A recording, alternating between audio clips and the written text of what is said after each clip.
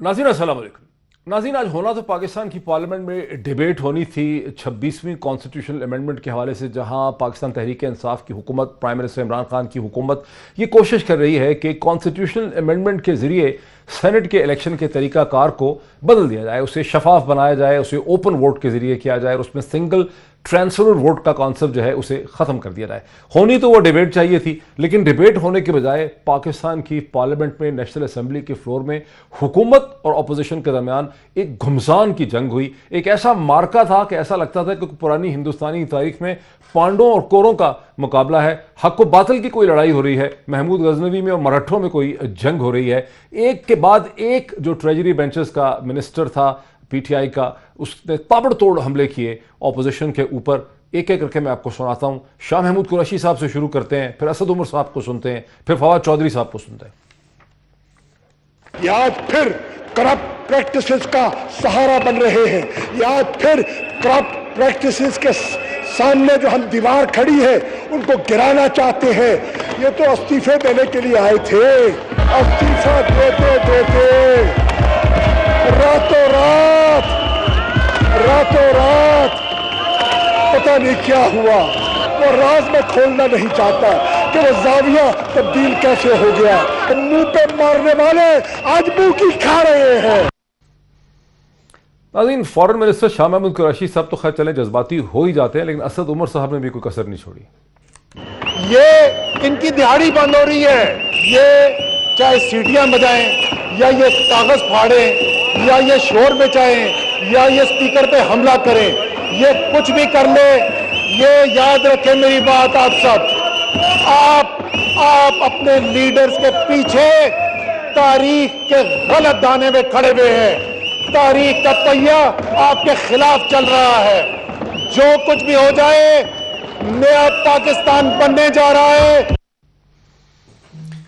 Opposition मसलसल सीटियां मार रही थी। ऐसा लगता था कि पुराने ज़माने का कोई सिनेमा है, जब सिनेप्लेक्स नहीं होते थे और नीचे का एक और माहौल होता था। उस ज़माने में लोग नीचे सीटियां मारते थे, जब चाय आती थी वो सीटियों वाला माहौल था। बाकी बची कुछ कसर फवाद चौधरी साहब ने निकाल दी, minister for science and technology. चोर चोर के जो सारे पोस्टर हैं ये शाजिया मरी बना के लाई हैं और चोरों को ही हाथ में दे दिया है कि चोर चोर के पकड़ के लेके खड़े हो जाए। ये सेनेट को मिलियनर्स क्लब रखना चाहते हैं।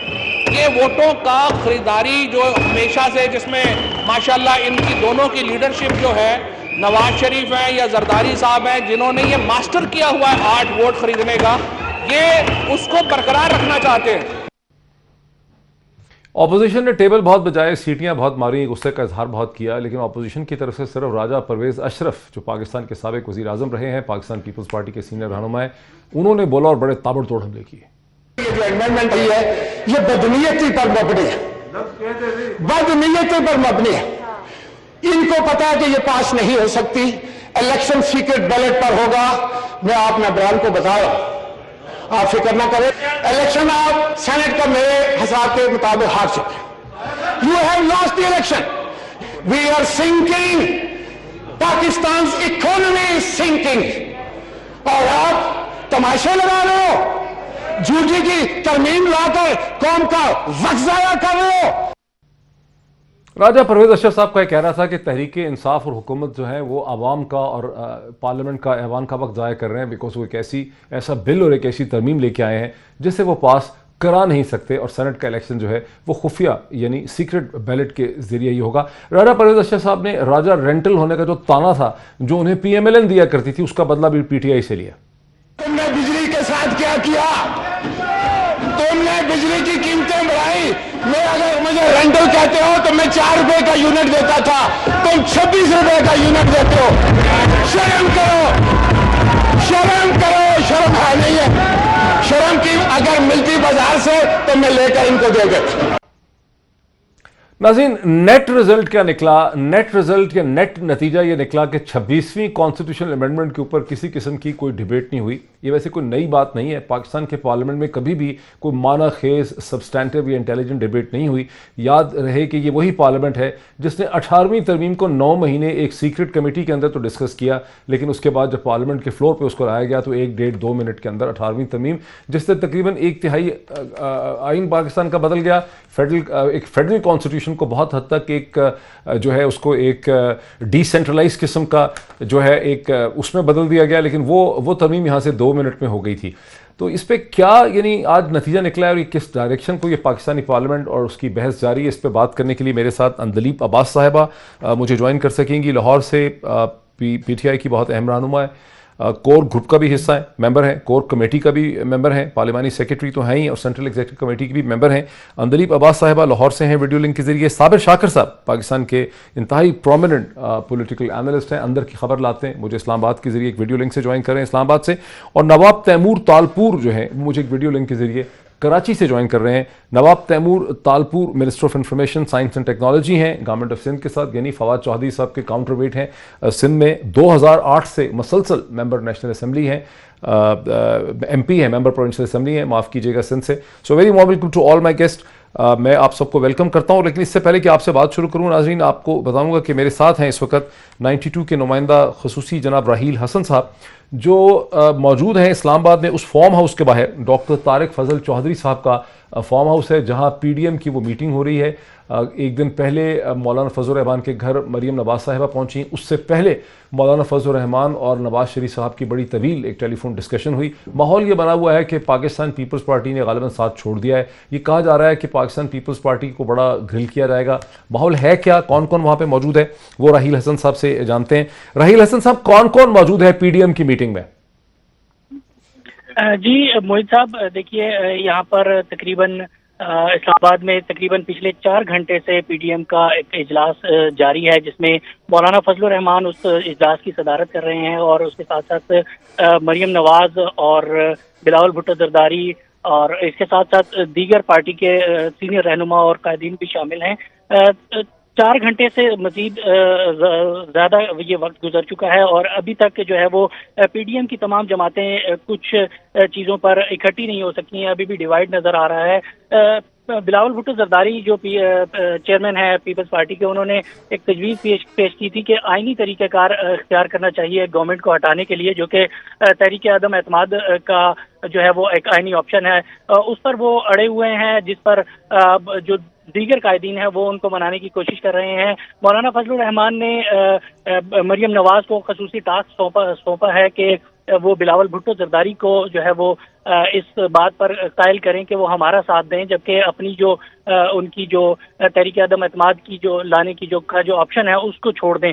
तो इस पर मरियम नवाज और बिलावल भुट्टो जरदारी की अलहदा कमरे में 1-on-1 मुलाकात हुई है, जिसमें मरियम नवाज उनको कायल करने की कोशिश कर रही हैं कि और उन्होंने ये जो है वो दलाइल दिए हैं कि हम पहले भी माजी में भी तहरीक आदम एतमाद हमने देखी है, जिसमें बगैर जो है वो हमारे जो नंबर जब तक पूरे नहीं होते, जब तक हम उसको सक्सेसफुल नहीं बना सकते। तो मरियम नवाज ने बिलावल भुट्टो से सवालात भी किए हैं। बिल्कुल सही, क्या जो आप जी ठीक है, बहुत शुक्रिया राहील हसन साहब। राहील हसन साहब जो बता रहे हैं वो हमें अखबारात से भी मुसलसल पता चल रहा है। अभी मैं इसी चीज़ के ऊपर मैं साबिर शाकिर साहब की तरफ चलता हूँ। साबिर शाकिर साहब, आपके बारे में आपकी रेपुटेशन है कि आपको पाताल की भी खबर होती है। ये जो अखबारात से हमें पता चल रहा है, जो राहील हसन बता रहे हैं, इससे तो हमें ऐसा लगता है कि बिलावल भुट्टो तनहा हैं, अकेले हैं और बाकी 10 की 10 जमातें जो हैं वो बिलावल भुट्टो के खिलाफ जो है इकट्ठी हुई हैं। अच्छा, इसमें जमातें तो मेन तो 2 ही हैं, पाकिस्तान पीपल्स पार्टी और मुस्लिम लीग नवाज़। और पाकिस्तान पीपल्स पार्टी इस एतबार से, अहमियत के एतबार से ज़्यादा है कि वो इस पार्लिमानी सिस्टम का हिस्सा है और इस वक्त जो हुकूमती ढांचा है रियासत का, उसका वो अहम तरीन हिस्सा है। और सिंध दूसरा बड़ा सूबा है, उसमें उनकी हुकूमत है और उसके बाद सेनेट में उनकी एक बहुत बड़ी मेजॉरिटी है और जो सेनेट का इलेक्शन होना है उसमें उनकी मज़ीद अरकान, उनको कोई नुकसान नहीं है, वो मुनाफे में रहेंगे, उनके मज़ीद लोग आएंगे। इसी तरीके से जो सेनेट नया तश्कील पाएगा, लीडर ऑफ अपोजिशन सेनेट में कौन होगा, वो पाकिस्तान पीपल्स पार्टी का होगा। तो इसलिए पाकिस्तान पीपल्स पार्टी तो किसी भी सूरत में इस निज़ाम को तबाह करने में या इसको कमज़ोर करने में या इसको गिराने में कोई दिलचस्पी उनकी नहीं है। बिल्कुल ये ठीक है कि वो अपोजिशन को भी, लीडर ऑफ द सेनेट का जो होगा, भी खाली नहीं छोड़ना सेनेट चाहते। का लीडर भी हो सकता है पीपल्स पार्टी का। क्या पीपल्स पार्टी लीडर ऐसी ऑफ सिचुएशन में आ अपोजिशन सकती है कि सेनेट का लीडर ही अपना ले आए?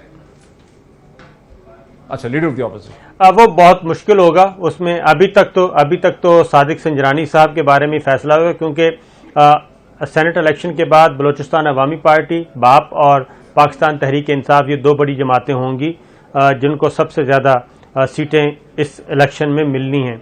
तो इसलिए अभी तक तो इम्कान यही है कि सादिक संजरानी साहब के बारे में कि वही कंटिन्यू करेंगे, और अगर जरदारी साहब जो कामयाब हो गए सैयद यूसुफ गिलानी साहब को लाने में, तो उसके बाद देखते हैं क्या सिचुएशन है। या फिर पाकिस्तान पीपल्स पार्टी और पाकिस्तान तहरीक इंसाफ आपस में मिल जाएं किसी ना किसी तरीके से और कोई ऐसा इत्तेहाद कर लें, सेनेट में इनका इत्तेहाद हो सकता है।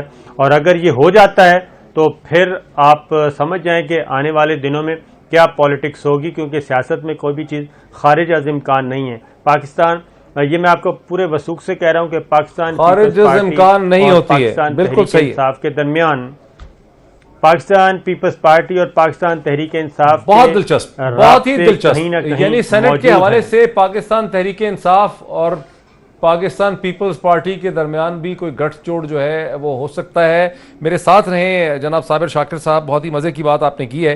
नवाब तैमूर तालपुर साहब की तरफ चलता हूँ।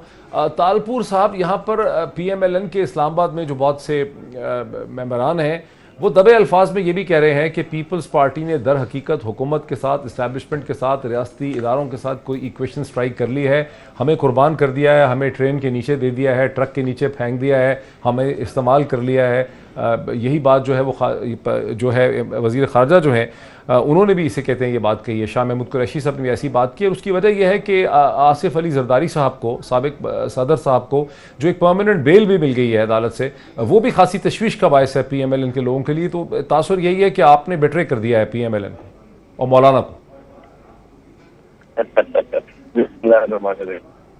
बहुत सी ऐसी ताकतें हैं जो चाहते हैं कि हम PTM से अलग हों, और ये भी एक हकीकत है कि जो शायद स्टॉन्च पुराने सीनियर PML नून के और शायद पाकिस्तान पीपल्स पार्टी के भी ऐसे लोग होंगे जो नहीं चाहते होंगे कि हमारा इत्तेहाद चले, क्योंकि वो पुरानी रंजिशें, वो पुरानी बातें सारी इनके जहन में आती हैं। पर मैं चेयरमैन बिलावल भुट्टो साहब के साथ होता हूँ, उनकी बातें सुनता हूँ, और एक जो रिलेशनशिप डेवलप हुआ है, एक कॉन्फिडेंस बिल्डिंग हुई है मरियम नवाज साहिबा में और चेयरमैन बिलावल में, वो एक बहुत ही स्ट्रॉन्ग बॉन्डिंग है, एक बहुत ही अच्छा ट्रस्ट लेवल। कम से कम मैं जितना जानता हूँ कि चेयरमैन साहब को बहुत ज्यादा एक ट्रस्ट है, और वो किसी भी सूरत में ये ट्रस्ट लेवल तोड़ना नहीं चाहेंगे। और हमारा मकसद इन केसेस वगैरह का कुछ भी नहीं है। आसिफ साहब को पहले भी 11 साल जेल में रखा, क्या फर्क पड़ा, अभी भी जेल में लेके गए, फिर बेलों पे बाहर आ गए। तो उनके केस में कुछ होगा तो उनको बेल नहीं मिलेगी। तो आई एम स्टॉन्च बिलीवर के PDM विल बी यूनाइटेड। हो सकता है आज मरियम नवाज साहिबा की बात मानी जाए, हो सकता है चेयरमैन साहब की मानी जाए, हो सकता है मौलाना साहब की मानी जाए। पर मैं आपको ये लिख के दे दूं, कुछ देर में आपके बात सामने आ जाएगी। जो भी फैसला मौलाना साहब का होगा वो सबको काबिल कबूल होगा और होना भी चाहिए, क्योंकि जो मकसद है उसमें हम कामयाब नहीं होते जब तक हम इमरान खान से जान नहीं छुड़ा लेते। जो इस मुल्क का हशर किया है, जहाँ करप्शन को लेके गया है, क्या ट्रांसपेरेंसी आपको हकायक बता रही है, तो आपके सामने इकोनॉमी का क्या असर हो गया है, गरीब आदमी का क्या हाल हो गया है। हम पे प्रेशर है, अवामी प्रेशर, कि आपको इनसे जान छुड़ानी है। उस अवामी प्रेशर के अंदर हम एक्ट कर रहे हैं, जो हम जल्दी करते हैं, जो इमरान खान से जान छुड़ानी है, इमरान खान से जान छुड़ानी है। तालपुर साहब मेरे साथ रहिए। जैसे कि नाज़रीन आपने सुना कि जो नुमाइंदे हैं, रिपोर्टर हैं 92 न्यूज़ के, राहिल हसन, जो डॉक्टर तारिक फजल चौधरी साहब के फार्म हाउस के बाहर मौजूद हैं, जहां मौलाना फजल रहमान की लीडरशिप में PDM की मीटिंग हो रही है। वहां ऐसा लगता है कि मौलाना फजल रहमान और PMLN की लीडरशिप, मरियम नवाज साहिबा और तमाम लोग एक तरफ हैं, बाकी जमातें भी, और वो मुतालबा कर रहे हैं बिलावल भुट्टो से कि हमें लॉन्ग मार्च का फैसला करना चाहिए, हमें इस्तीफ़ों की तरफ जाना चाहिए, और ये नो कॉन्फिडेंस वोट जो है, अदम एहतमाद का जो वोट है, इसका कोई नतीजा नहीं निकल सकेगा। PMLN के लीडरान मसलसल इस अदम एहतमाद के वोट का मजाक उड़ा रहे हैं और तालपुर साहब को लगता है कि मरियम और बिलावल के दरमियान जो डायलॉग हो रहा है वहाँ पर एक अलग से वो कोई मानाखेज साबित होगा, कोई इत्तेहाद दोबारा से इस मसले पे हो जाएगा? जनाब अंदलीब अब्बास साहिबा, ये जो सारा आपने इतने ताबड़तोड़ हमले किए आपकी जमात ने, ऐसा लगता था कोई जंग है, एक बाकायदा कोई प्लानिंग करके आए हुए थे आपके सारे मिनिस्टर्स, इससे क्या आपने हासिल किया आज नेशनल असेंबली के फ्लोर पे? शुक्रिया मुईद। सबसे पहले तो मेरा ख्याल है आज सारे पाकिस्तान 22 करोड़ अवाम को पता चल गया कि करप्शन के, धांधली के और हॉर्स ट्रेडिंग के जो सबसे बड़े जिसको कहते हैं जिन्होंने उसको ईजाद किया वो है ये सारी पीडीएम की जमातें। आज सारे इकट्ठे हुए थे और सारे पाकिस्तान ने देखा कि वो एक ही चीज़ पे इकट्ठे हुए थे कि जी हमने हॉर्स ट्रेडिंग करनी है, क्योंकि सारी जमातें मानती है हॉर्स ट्रेडिंग होती है। हमेशा से कहते हैं चार्टर ऑफ डेमोक्रेसी के अंदर भी इन्होंने शिक नंबर 23 में लिखा हुआ है, लेकिन आज इन्होंने एक एक पाकिस्तानी को बताया है कि भाई हम खरीदो फरोख्त करेंगे, हम करप्शन करेंगे, हम बदउनवानी के साथ खड़े हैं। रवायात जाए भाड़ में, एथिक्स जाए भाड़ में, मोरालिटी जाए भाड़ में, हम खड़े हैं। और आप देखें इसमें आज का जो सेशन था, मैं वहां थी, इतना अफसोस था क्योंकि ये पहले तय करके आए हुए थे कि जी डिबेट होनी है। हमने कहा जी ठीक है, और वो तय भी हो गया था कि 1:2 रेशियो पे। और जो पहला आवर था मुईद, ये बड़ी इंपॉर्टेंट बात है, वो क्वेश्चन आवर था, वो इनका आवर था। क्वेश्चन आवर में क्या था? आज बिजली, गैस और टेक्नोलॉजी और ये जितने भी मुल्की मसाइल हैं, आज उनका दिन था। और हमारे वजीर आए हुए थे, उमर अयूब साहब आए हुए थे, साइंस के वो आए हुए थे, फवाद चौधरी साहब आए हुए थे, और सवाल थे जवाब देने के लिए। और अभी पहला हाँ जी, हमने जवाब देना था उनको, और ये अवामी इश्यूज थे, पहला घंटा था। और एक सवाल अभी शुरू हुआ है और उसके बाद ये किताबें बजाना शुरू हो गए। और मैं आपको बताऊं, इतने दुख की बात है, इतने दुख की बात है। वो किताबें कौन सी थी? वो आईन पाकिस्तान का था। इन सब ने वो आईन पाकिस्तान बांटा और मार मार के और जावेद लतीफ की शायद आप पता नहीं किसी ने वीडियो बनाई कि नहीं, उन्होंने वो आईन की किताब उठा के ऊपर फेंकी 2 दफा। लेकिन ये कौन सी नई बात है? पार्लियामेंट में कभी कोई उनसी कोई बहुत बेहतर चीज हुई आज तक? नहीं, सॉरी, वहां पे कोई सब्सटेंटिव इंटेलिजेंट डिबेट हमने देखी जो आप इतने हैरानगी का अफसोस को मुजाहिरा कर रही हैं? कभी कोई सब्सटेंटिव डिबेट देखी है आपने पार्लियामेंट? नहीं। देखे ये तो वो लोग हैं जो कहते हैं कि हम धांधली के खिलाफ हैं, जो कहते हैं कि हम हॉर्स ट्रेडिंग के खिलाफ हैं, जो कहते हैं कि चार्टर ऑफ डेमोक्रेसी में हमने कमिटमेंट की हुई है बेनजीर भुट्टो से। आज बेनजीर भुट्टो की कमिटमेंट भी खा गए, आज अपनी क्या कहते हैं धांधली भी खा गए, आज सारा का सारा खा गए। तो आज सबने देख लिया कि जमहूरियत शाकिर साहब को जरा इस पे आने दीजिए ब्रेक से पहले। जमहूरियत पाश की है। साबिर शाकिर साहब, जरा साबिर शाकिर साहब को ब्रेक से। साबिर शाकिर साहब, तहरीक इंसाफ और इमरान खान की जमात डरा किसको रहे हैं? अपने जमात के उन लोगों को जिनसे खतरा है कि सेनेट में कहीं अपना वोट ना बेच दें, या अपोजिशन की जमातों को डरा रहे? किससे डरा रहे? मेरा ख्याल है ये इस वक्त पता है पाकिस्तान तहरीक इंसाफ को कि ये अमेंडमेंट नहीं मंजूर होनी और पॉलिटिकल स्कोरिंग ज़्यादा है, और इसीलिए पहले सुप्रीम कोर्ट ऑफ पाकिस्तान में चले गए सदारती रेफरेंस लेके, और वहाँ से जब सवालात का सिलसिला शुरू हुआ, इस्तफसारात हुए आला अदलिया की तरफ से, तो फिर ये कौमी असम्बली में तरमीमी बिल लेकर आ गए।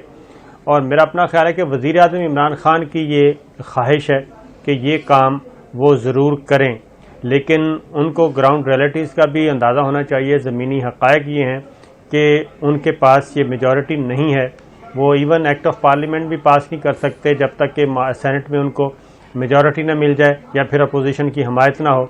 और दूसरी जानिब सुप्रीम कोर्ट के पास भी वो एक ऐसा इशू लेके गए हैं जो कि बहुत ही ख्वाहिश है उनकी है, या उनको खतरा भी है कि मेरे लोग मुझे बेटरे कर देंगे? सिर्फ ख्वाहिश है? नहीं, तरमीम की सिर्फ ख्वाहिश है या वज़ीर आज़म मेरा ख्याल है कि ये मेरी आसिफ अली ज़रदारी को खर्चा वर्चा करके उनके बंदे तोड़े? नहीं, मेरा अपना अंदाजा है कि ख़तरा शायद उस तरह नहीं है। उसकी रीज़न है कि आपको मालूम है कि पाकिस्तान का कल्चर, वफाक में उनकी हुकूमत है, KPK में हुकूमत है, पंजाब में हुकूमत है और बलूचिस्तान में उनकी कोलिशन है, फिर उनके अपने इत्तेहादी PMLQ के साथ उनका अलाइंस हो चुका है। तो PTI तो अपने तौर पे अपना बंदोबस्त कर चुकी है।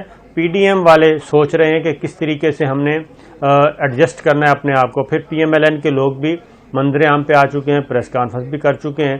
तो ज़्यादा जो ख़तरा है वो अगर सीक्रेट बैलेट पे होता है तो वो मौलाना को और PMLN को ज़्यादा ख़तरा है। पीपल्स पार्टी को भी कोई ख़तरा नहीं है और पाकिस्तान तहरीक इंसाफ को भी कोई ख़तरा नहीं है। ये है कि बात की एक ब्रेक ले लें। साबिर शाकिर साहब का वही कहना है जो एक दिन पहले भी PTI के एक रहनुमा ने हमें बताया। फवाद चौधरी साहब का ये कहना था एक दिन पहले जब हमारे प्रोग्राम में आए। उन्होंने कहा कि असल में मौलाना को और PMLN को अपनी जान बचानी चाहिए, बिकॉज जहां हुकूमत होती है वहां ज्यादा असर रसूख होता है, वहां कार्ड ज्यादा होते हैं, वहां एज ज्यादा होता है। मजीद बात करते हैं इस पर एक ब्रेक के बाद। नाज़रीन, वेलकम बैक।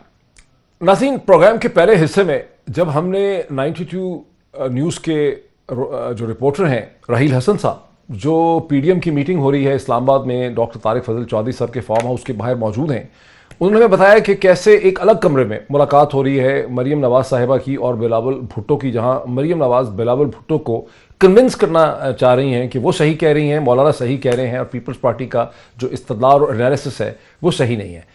इस PDM की मीटिंग में तारिक फजल चौधरी साहब के फार्म हाउस में पहुंचने से पहले जब मरियम नवाज वहां जा रही थी तो उन्होंने अखबारी रिपोर्टर से बात पे प्राइम मिनिस्टर इमरान खान की स्ट्रेटजी के बारे में क्या कहा, वो सुन लेते हैं। अभी आपने सेनेट के चेयरमैन के इलेक्शन में आपने वोट तोड़े भी, वोट खरीदे भी, हॉर्स ट्रेडिंग भी की, तब आपको शो ऑफ हैंड्स याद नहीं आया। अब जब आपके अपने इरकान जो हैं वो खिसक रहे हैं, आपके अपने MPAs MNAs भाग रहे हैं, आपकी जो साथ छोड़ने को तैयार है, तो आपको अचानक शो ऑफ हैंड्स याद आ गया, आपको अचानक ये याद आ गया कि ओपन बैलेटिंग होनी चाहिए। नाज़रीन, मैं चलता हूं अंदलीब अब्बास साहिबा की तरफ, जो पार्लिमानी सेक्रेटरी भी हैं, तहरीक इंसाफ की कोर कमेटी के मेंबर भी हैं, SCEC सेंट्रल एग्जीक्यूटिव कमेटी के मेंबर भी हैं, कोर ग्रुप की भी मेंबर हैं। अंदलीब, आपने सुना कि मोहतरमा मरियम नवाज साहिबा जो हैं उन्होंने बड़े पॉइंटेडली इमरान खान साहब को मुखातिब होकर कहा कि जब सादिक संजरानी के केस में आपने वोट खरीदे, आपने सारी वहाँ पे धांधली की, उस वक्त आपको शो ऑफ हैंड्स का, ओपन वोट का ख्याल नहीं आया। अब आपको अपनी ज़रूरत पड़ गई, अब आसान ख़ता हो गए हैं, आपको लगता है आपके MPA MNA धोड़ रहे हैं, तब आपको ख्याल आ गया है शो ऑफ हैंड्स का।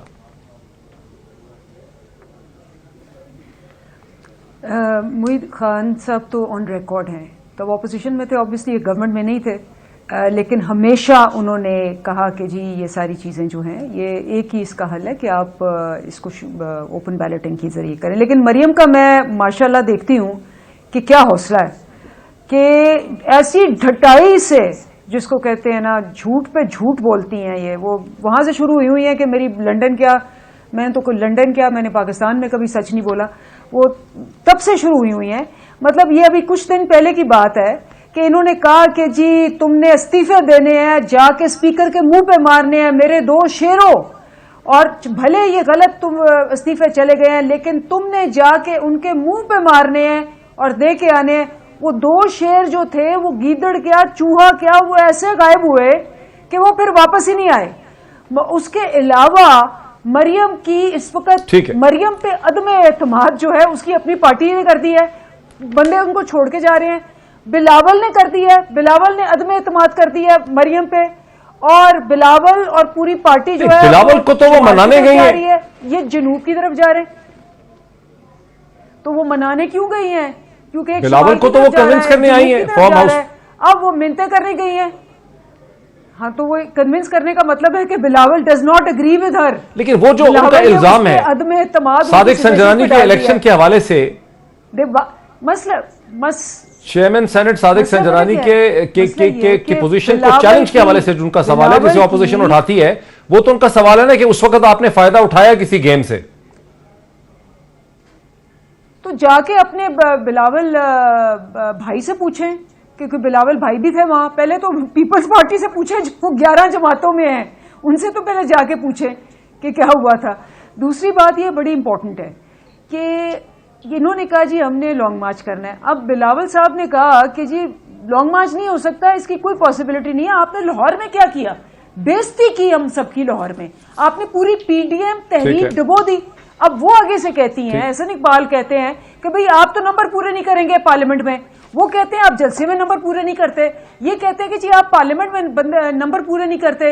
इस पे लड़ाई है कि ना पार्लियामेंट में इनके साथ लोग हैं। अच्छा, तालपुर साहब को आने दें, आपने मेरे ऐसे सवाल का ये 11 के 11 जो है ये वैसे ही बैठे हुए टंटना बजाते। लेकिन चले आपने सवाल का जवाब तो नहीं दिया, खा गई आप सवाल आप खा गई कमाल होशियारी से। लेकिन जरा तालपुर साहब को इस मैंने दीजिए। तालपुर साहब, ये जो सादिक संजनानी साहब के इलेक्शन के वक्त तो बिलावल भुट्टो ने, आसिफ अली जरदारी, सब ने इल्जाम लगाए थे कि हाथ हो गया, हॉर्स ट्रेडिंग हो गई अगस्त 2019 में।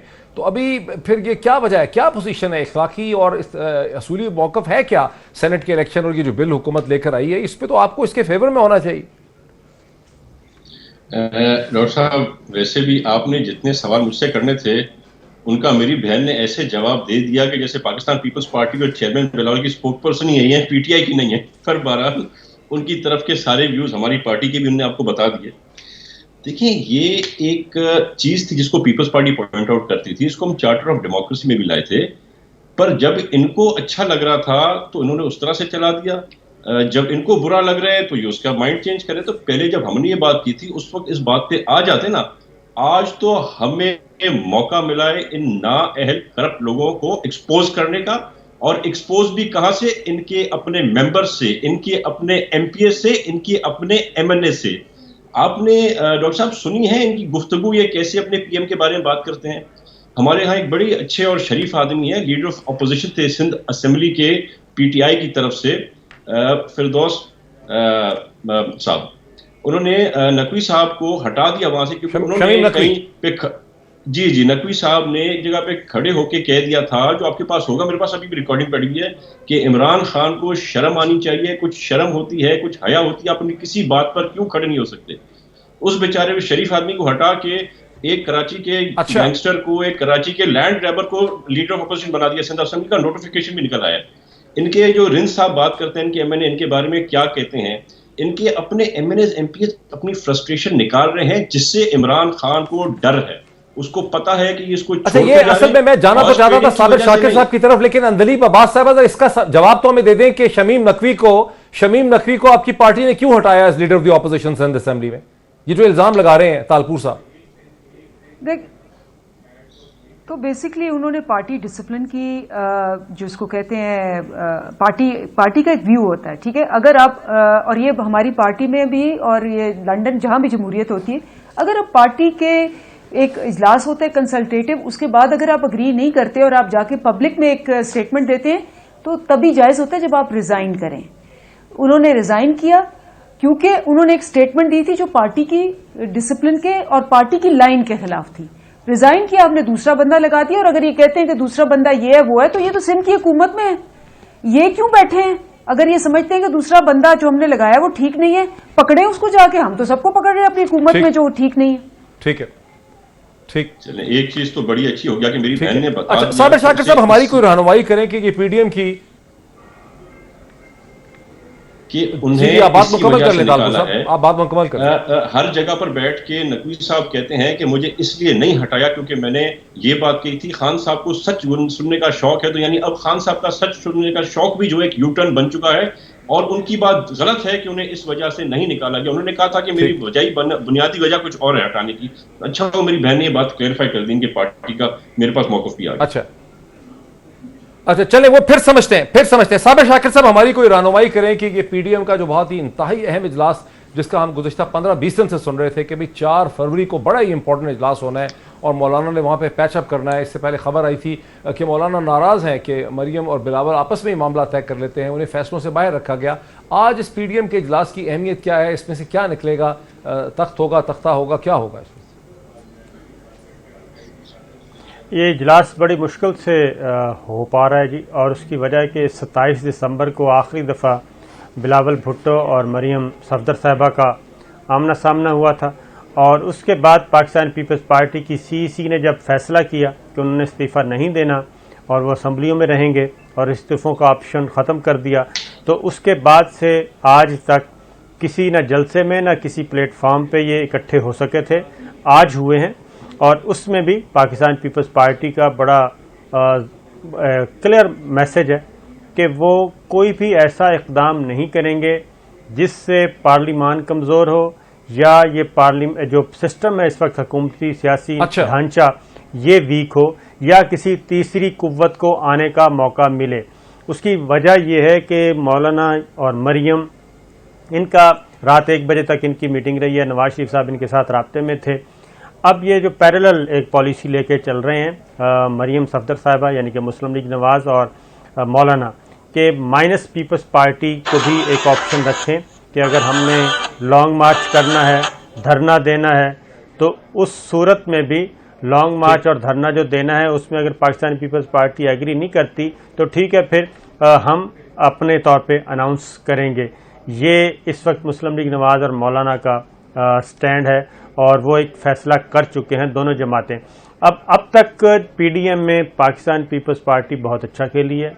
नहीं, वो क्या फैसला कर चुके पॉइंट्स थे, क्या फैसला कर चुके हैं पीएमएल और मौलाना, क्या फैसला कर चुके हैं कि ये पीपल्स पार्टी के बगैर चलेंगे, पीपल्स पार्टी के बगैर देंगे, लॉन्ग मार्च करेंगे, धरना करेंगे बगैर पीपल्स पार्टी? बिल्कुल बिल्कुल बिल्कुल बिल्कुल जी बिल्कुल ऐसा है। पैरेलल स्ट्रेटेजी वो कहते हैं कि अब ये ज़हन में रखें कि अगर पाकिस्तान पीपल्स पार्टी हमारे साथ नहीं चलती तो फिर पैरेलल अपनी स्ट्रेटेजी भी होनी चाहिए।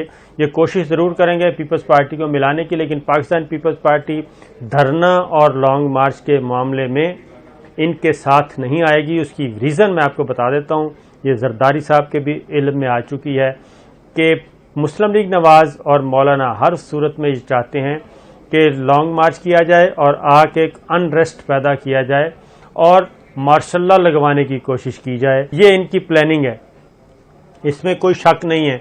तो पाकिस्तान पीपल्स पार्टी इसको अवॉइड करेगी और आखिर वक्त तक अवॉइड करेगी और ऐसा कोई इकदाम नहीं होने देगी जिससे पार्लिमानी जमहूरियत को खतरा हो। जनाब तालपुर साहब, ये तो बड़ा लोडेड किस्म का कमेंट कर दिया है जनाब साबिर शाकिर साहब ने, और उसी तरह से शराब उन्होंने किया जहां हारून रशीद साहब जो बहुत ही मुमताज़ कॉलमनिस्ट हैं, एडिटर रहे बहुत से अखबारात के, 92 न्यूज़ से वाबस्ता हैं, अपना प्रोग्राम करते हैं, उन्होंने भी चंद दिन पहले यही बात कही थी। मेरे ख्याल 19 या 18 जनवरी को उन्होंने ये बात कही थी कि एक प्लान है कि फरवरी के आखिर तक ऐसे हालात पैदा कर दिए जाए अनरेस्ट के जहां पर इसे कहते हैं इंटरवेंशन हो, हुकूमत गिर जाए। और पीपल्स पार्टी इसका हिस्सा लगता है बनना नहीं चाहती। क्या वजह है कि पीपल्स पार्टी जो है मौलाना और पीएमएल इन दोनों के जो डिमांड्स हैं उससे पीछे हट रही है? ना आप रेजिग्नेशन देना चाहते हैं, ना आप लॉन्ग मार्च की बात करते हैं। देखिए, आपने बात की सीसी की मीटिंग की, तो सीसी की मीटिंग में बेशक इस बात में कोई शुबा नहीं है कि हमारी मेजॉरिटी जो सीनियर सीसी के मेंबर्स थे वो इसके फेवर में नहीं थे कि हम इस्तीफे दें, पर उसके बावजूद चेयरमैन बिलावल के कहने पर, इनके हुक्म पर, उस सीसी के बाद एक एमपीए और एमएनए ने विद इन 24 आवर्स अपने इस्तीफे चेयरमैन साहब को पहुंचा दिए। ऐसा कोई फैसला नहीं हुआ कि हम ये इस्तीफे नहीं देंगे। चेयरमैन साहब को पूरी इजाजत दी गई कि जो फैसला उनका है वो हमें काबिल कबूल होगा। तो ऐसी बात नहीं है कि हम इस्तीफा नहीं देंगे। अगर चेयरमैन इस बात पर राजी होते हैं तो बिल्कुल पीपल्स पार्टी इस्तीफा देने को तैयार है। अब बहुत सारी बातें यहाँ पर चल रही हैं, बहुत सारे लोग एक अपना अलग अलग थिंकिंग ला के रख रहे हैं, क्या हो सकता है क्या नहीं हो सकता है, फ्यूचर की बातें हैं। पर मैं इतना जानता हूं कि पीडीएम इंटैक्ट है और इंटैक्ट रहेगा अगर हमारी बात पे अमल ना किया गया। और यही फैसला अभी आपने सुना है साबिर शाकिर साहब कह रहे हैं, अखबारात भी ये कह रहे हैं कि मौलाना धमकी लगा रहे हैं, मौलाना धमकी लगा रहे हैं। पीएमएलएन के लीडरान खुल के कह रहे हैं कि पीपल्स पार्टी को फैसला करना होगा कि उन्होंने हमारे साथ रहना है, उनके मुस्तकबिल का फैसला हो जाएगा। आप कह रहे हैं पीडीएम इंटैक्ट है। हम ये डॉक्टर साहब फैसला कर चुके हैं कि हम हर हाल में पीडीएम के साथ रहेंगे।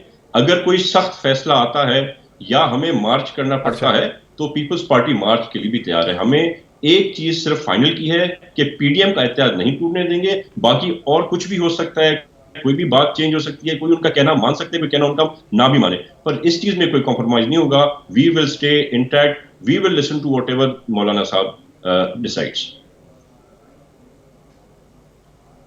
ब्रेक में ले लूं, बात यहां तक पहुंची पीएमएलएन और मौलाना तो बड़े नाखुश हैं पाकिस्तान पीपल्स पार्टी से, बिलावल भुट्टो से, क्योंकि बिलावल भुट्टो बात करते हैं अदम एहतमाद की, वोट की बात करते हैं, वो नहीं बात करते लॉन्ग मार्च की, वो नहीं बात करते इस्तीफों की। और मौलाना और मरीम नवाज जो है वो बजद हैं, नवाज शरीफ साहब मसलसल फ़ोन पे फ़ोन ठगा रहे हैं वहाँ से, बजद हैं कि लॉन्ग मार्च होनी चाहिए, इस्तीफे होने चाहिए। मजीद इस पर बात करते हैं आखिर इसकी अहमियत क्या है, लेकिन पीपल्स पार्टी भी इंसिस्ट कर रही है कि वो पीडीएम के अंदर ही रहेगी। मजीद इस पर बात करते हैं, समझते हैं सूरत हाल को आफ्टर अ ब्रेक।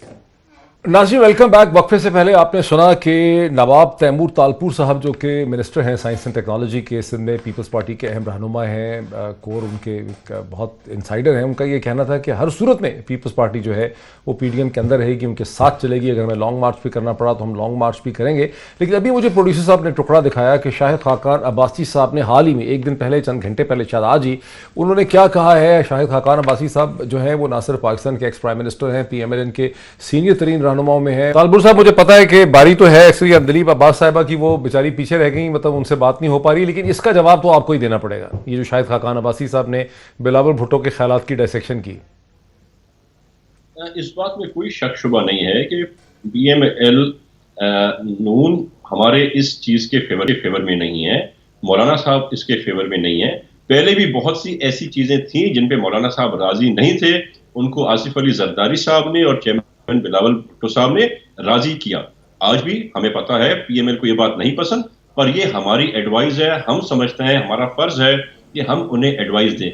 अगर उन्हें काबिल कबूल ये बात नहीं है तो ठीक है, पहली बात। दूसरी बात ये जरूर आप जहन में रखें कि हमारे पास कुछ ऐसी इंफॉर्मेशन है जो हम शेयर अभी फिलहाल नहीं कर सकते, जो आज मैं समझता हूँ चेयरमैन साहब ने और मरीम नवाज साहिबा ने आपस में शेयर होगी। कुछ ऐसी चीजें हैं जिनकी वजह से हम कॉन्फिडेंट हैं। तो बिल्कुल वो अगर अपोज करें, नहीं मानेंगे, पीडीएम नहीं मानेंगी तो कोई बात नहीं, हम अपना एडवाइस वापस लेंगे। आप किन चीजों की वजह से कॉन्फिडेंट है? क्या हुकूमत के जाने की आपको किसी ने उम्मीद दिलाई है? किस चीज की वजह से कॉन्फिडेंट है आप? अगर ये बता दिया तो थोड़ा मेरे लिए मसला बन जाएगा, पर यह है कि इनके काफी लोग हमसे राब्ते में हैं, इनके इलेक्टेड नुमाइंदे। अच्छा, ये अंदलीब अब्बास साहब, ये तालपुर साहब वही बात कर रहे हैं जो फैसल करीम कुंडी साहब ने कोई 2 दिन पहले कही है, मेरा ख्याल है 2 फरवरी को, जब उन्होंने कहा कि 25 लोग हैं पीटीआई के, वो पीपल्स पार्टी से इन टच है, लेकिन हम तो हॉर्स ट्रेडिंग करना नहीं चाहते।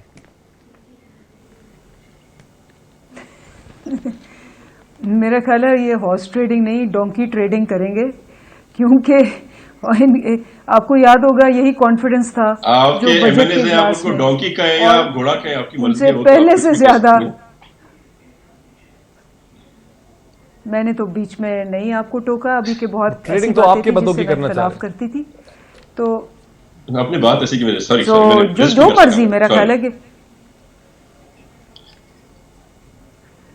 हाँ। सो बात जो इनका हाल है आज, शाजिया, हम ही समझते हैं कि वो बुरा है।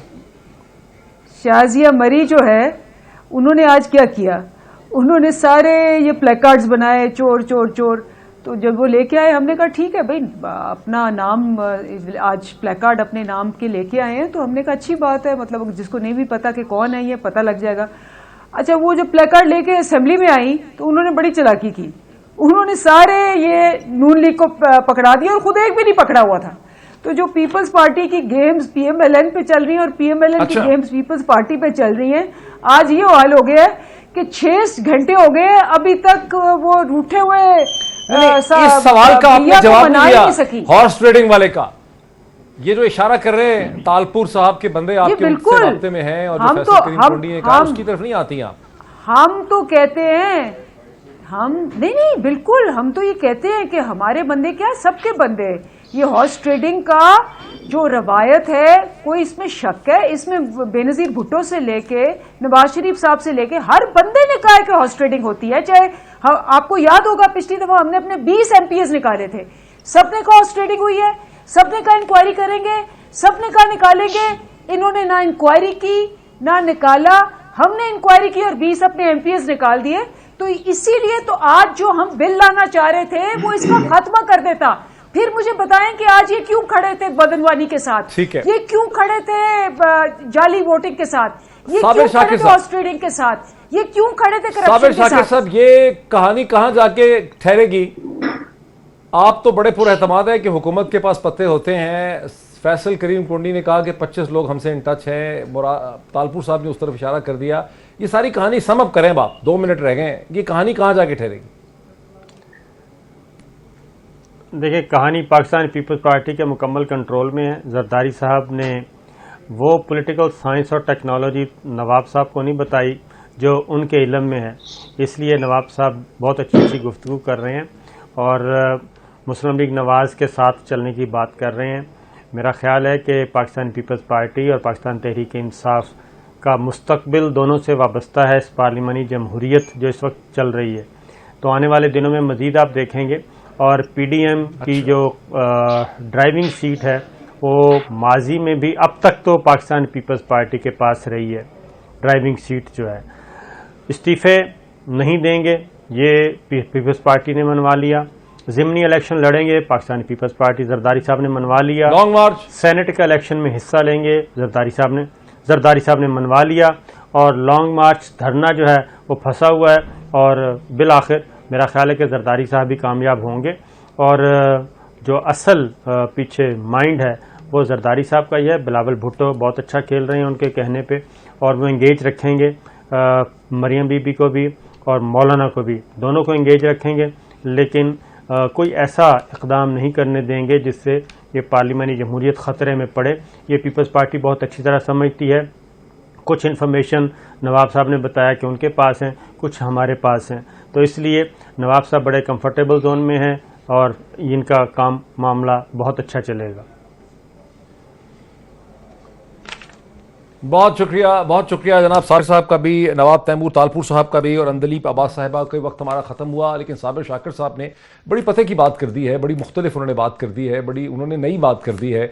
और उनका कहना यह है कि तमाम अब तक अगर हम देखें गुज़िश्ता चंद हफ्तों को, तो तमाम फैसले वही हुए, वही बात मानी गई जो आसिफ अली जरदारी साहब ने पीपल्स पार्टी ने चाही। ज़िमनी इंतखाबात की बात हो, इस्तीफ़ों की बात हो, लॉन्ग मार्च की बात हो, सेनेट के इलेक्शन की बात हो, इन दी एंड पीपल्स पार्टी की दी हुई जो एडवाइस थी, उनका जो मशवरा था वही भारी हुआ। मौलाना प्रोटेस्ट भी करते रहे, नवाज कुछ और कहते रहे, मरियम कुछ और कहती रहीं, लेकिन बात वही मानी गई जो आसिफ अली जरदारी साहब ने मशवरा दिया था। और आगे ये पॉसिबिलिटी भी है कि तहरीक इंसाफ और पीपल्स पार्टी के दरमियान सेनेट इलेक्शन के बाद एक कोऑपरेशन देखने में आए और दोनों मिलकर पार्लियामेंट्री निज़ाम को लेकर चले। आज इतना ही, फिर अगले हफ्ते आपसे मुलाकात होती है। बहुत शुक्रिया।